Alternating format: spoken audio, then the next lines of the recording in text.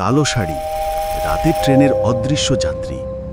আপনি কি জানেন, রাতের শেষ ট্রেনে সব যাত্রী মানুষ নয়? আজও সেই রাতের কথা ভুলতে পারিনি। আমি রাহুল। সেদিন অফিস থেকে ফিরছিলাম। শেষ ট্রেন, পুরো কামরা ভাগা। জানালার বাইরে শুধু অন্ধকার আর হাওয়ার শব্দ। হঠাৎ আলো টিমটিম করে নিভে গেল। মোবাইল বের করলাম, দেখি নেটওয়ার্ক নেই, চারপাশে নিস্তব্ধতা। তখনই শুনলাম কারো চুড়ির টুংটাং শব্দ। সামনে তাকিয়ে দেখি ফাঁকা সিটে বসে আছেন এক মহিলা, কালো শাড়ি, মুখটা চুলে ঢাকা।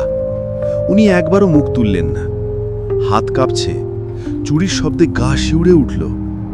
আমি চোখ ফিরিয়ে জানালার বাইরে তাকালাম, কিন্তু মনে হচ্ছিল উনি আমার দিকেই তাকিয়ে আছেন, চুলের আড়াল থেকে।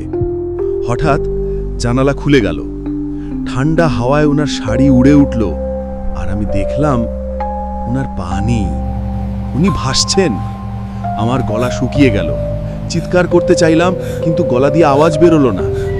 উনি ধীরে ধীরে মুখ তুললেন, চুলের ফাঁক দিয়ে দেখা গেল দুটো ফাঁকা কালো চোখ। হঠাৎ ট্রেনটা বিকট শব্দে থেমে গেল, চারপাশে অন্ধকার। আলো ফিরে এলো, সামনে কেউ নেই, শুধু একটা কালো শাড়ি পরে আছে সিটে। আমি দৌড়ে নেমে এলাম প্ল্যাটফর্মে। দূরে কোথাও অন্ধকারে সেই চুড়ির শব্দ আর এক অজানা হাসি।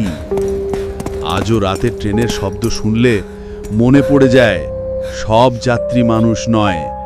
কালো শাড়ি দেখলে কখনো তাকাবেন না।